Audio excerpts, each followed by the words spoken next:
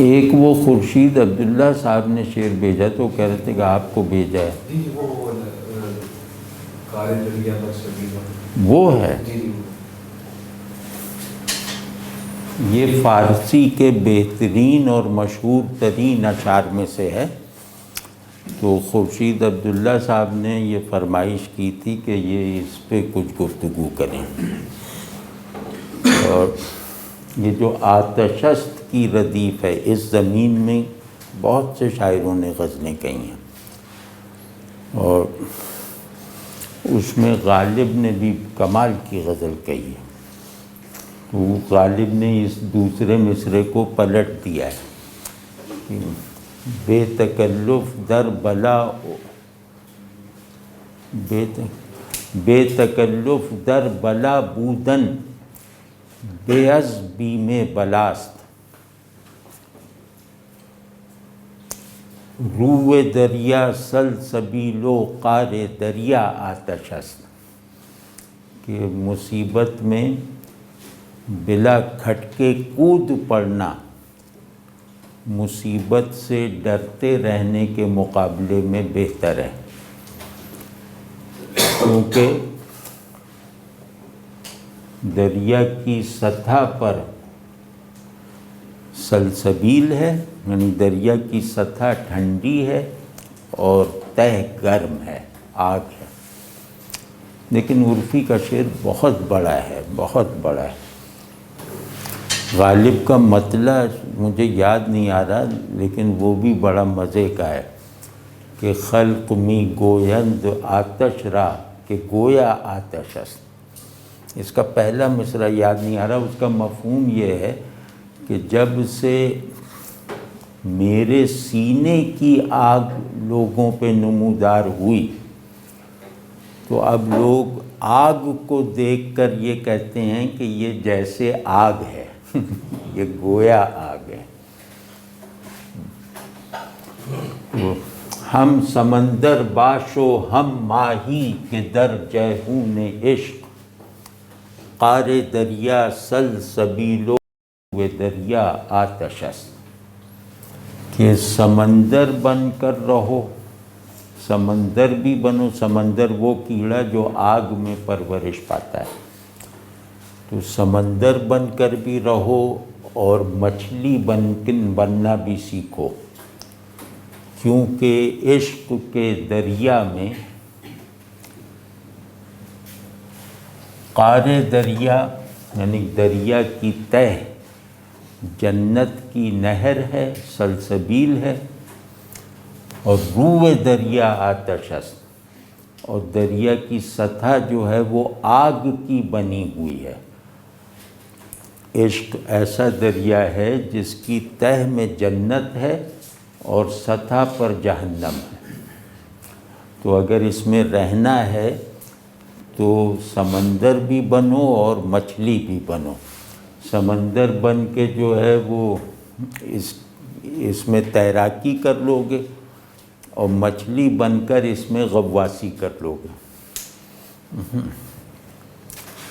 تو یہ شعر اپنے کرافٹ میں، اپنے تخیل میں، اپنے محاکات و تشبیہات میں بہت بڑا شعر ہے۔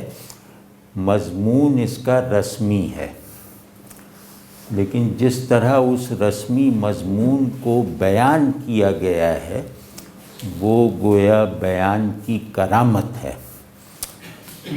تو بعض بڑے شعر ایسے ہوتے ہیں جن کا مضمون بڑا نہیں ہوتا، یا بڑا ہوتا ہے لیکن غیر مانوس یا نادر نہیں ہوتا، معروف ہوتا ہے، مروج ہوتا ہے، عام ہوتا ہے، لیکن اس اچھی طرح سے سمجھے ہوئے مضمون کو ایک بڑا شاعر آ کر اس طرح بیان کر دیتا ہے کہ اس کی معنویت میں اضافہ نہ کرنے کے باوجود اس میں گہرائیاں نئی داخل کر دیتا ہے، اور اس معنی سے مناسبت رکھنے والے ضروری احساسات میں کئی نئے احساسات کا اضافہ کر دیتا ہے، اور اس مضمون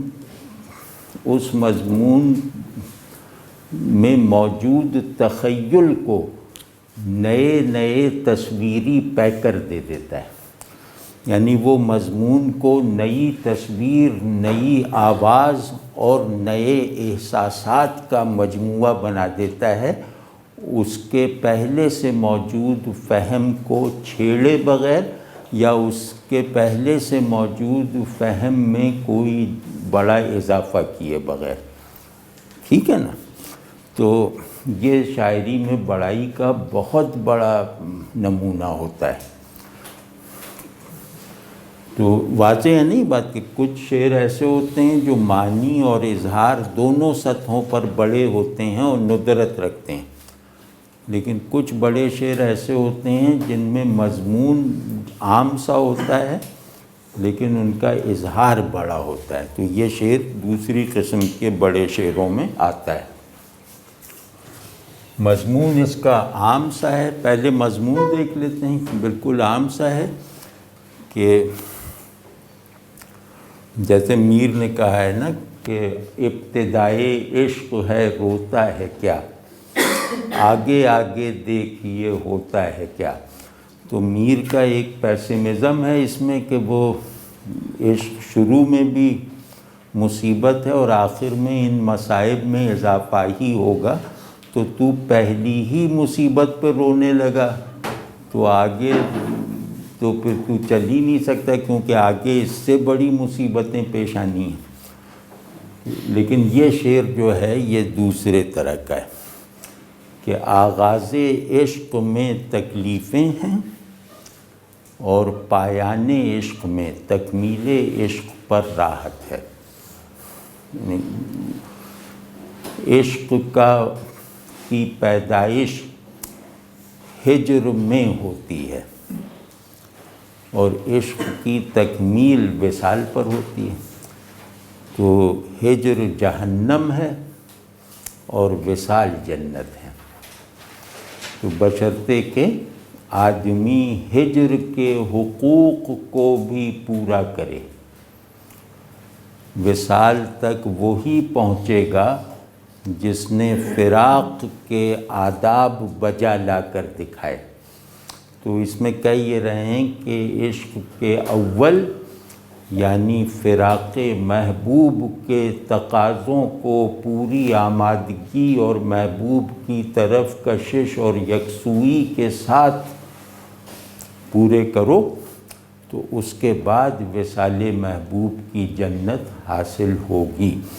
تو اب عاشق کو دو انداز وجود اختیار کرنے چاہیے یا کرنے پڑیں گے۔ عاشق ایک موجود واحد ہے جو دو احوال وجود یا دو اسٹیٹس آف بینگ کا حامل ہے۔ اس میں جو خوبصورت بات ہے وہ یہ ہے کہ عاشق یوں کہہ لیں کہ موجود ہے دو وجودوں کے ساتھ۔ تو اس کا پہلا وجود وہ ہے جس کا قوام ہجر ہے، محبوب کی جدائی ہے، اور اس کے دوسرے وجود کا گارہ محبوب کا وصال ہے۔ تو یہ محبوب کے ہجر کو بھی اپنے وجود کے قیام میں صرف کرتا ہے اور وصال کو بھی اپنے دوسرے وجود کی تقویم میں استعمال کرتا ہے، تقویم بناتا ہے۔ تو خوبصورتی یہ ہے کہ سمندر اور ماہی، سمندر واضح ہے نا، وہ جو آگ کا کیڑا ہے اس کو سمندر کہتے ہیں۔ تو کہتے ہیں کہ عشق جو ہے وہ مختلف مراتب وجود میں رہنے کا نام ہے۔ پہلے مرتبے میں سمندر بن کر رہو، آخری مرتبے کی تیاری کے طور پہ مچھلی بنو۔ اور حسن یہ ہے کہ جب یہ سطح پر ہے، یعنی کہ جب روئے دریا پر ہے جو آگ ہے، اس میں بھی یہ کہا جا رہا ہے کہ ماہی بن کے رہو تاکہ آگ کی تکلیف محسوس ہو، اور سمندر بن کے رہو تاکہ آگ میں تشکر کا حال حاصل ہو۔ یہ کمال ہے اس کا یعنی آپ سمجھے نا، دو مرحلے ہیں نا، آگ میں رہنا اور جہنم میں رہنا اور جنت میں رہنا، یہ زیادہ صاف لفظوں میں ہے۔ تو کہہ رہے ہیں کہ جہنم میں اگر صرف سمندر بن کے رہو گے تو اس کا مطلب ہے کہ تم فراق محبوب کی المناکی کا ایکسپیرینس نہیں کر سکتے۔ تو جہنم میں بھی، آگ میں بھی مچھلی اور سمندر کا مجموعہ بن کے رہو کہ فراق کی تکلیف محسوس کرو تاکہ وصال کی کشش میں زور پیدا ہو، اور فراق کو موجب شکایت ایسا نہ بننے دو کہ محبوب سے تعلق کمزور ہو جائے۔ تو سمندر آگ میں شکایت نہیں کرتا، اور مچھلی جو ہے وہ آگ میں راحت نہیں محسوس کرتی۔ یعنی آگ کو امتحان کے طور پہ بھی قبول کرو، ایک ایسے امتحان کے طور پر جو محبوب سے تعلق کی بنیاد پر، اس کی اساس پر آگ میں رہنے کو بھی راحت بنا دیتا ہے۔ ٹھیک ہے نا؟ اب بہت خوب اس کو ذرا سا محسوس کریں کہ آگ میں سمندر بن کے رہا تو وہ فراق میں بھی شکر گزاری کے ساتھ رہا۔ ٹھیک ہے نا؟ اور پھر عاشق جو ہے وہ محبوب کے تعلق میں جو لازمی مراتب ہیں فراق و وصال، ان دونوں سے زیادہ ہوتا ہے۔ اب اس میں دوسرا پہلو یہ ہے، ان دونوں سے زیادہ یوں ہوتا ہے کہ محبوب سے تعلق کا کوئی مرحلہ عاشق کو پورا کا پورا انگیج نہیں کر سکتا، عاشق کے لیے پورا کا پورا باعث تکلیف یا سبب راحت نہیں بن سکتا۔ یعنی کہ فراق کی تکلیف میں شکر کرنے کا جذبہ بھی موجود ہے، یعنی یہ تکلیف پوری کی پورے عاشق کو اپنی لپیٹ میں نہیں لیتی۔ اسی طرح وصال کی راحت بھی عاشق کو پوری طرح انگیج نہیں کر پاتی۔ یعنی اب سلسبیل میں سمندر تکلیف میں رہے گا نا، یعنی آگ کا کیڑا جنت کی نہر میں تکلیف میں رہے گا نا، وہ تو خوش نہیں رہے گا۔ تو کہہ رہے ہیں کہ محبوب کا فراق ہو یا وصال، عاشق کے احوال اس سے زیادہ ہوتے ہیں۔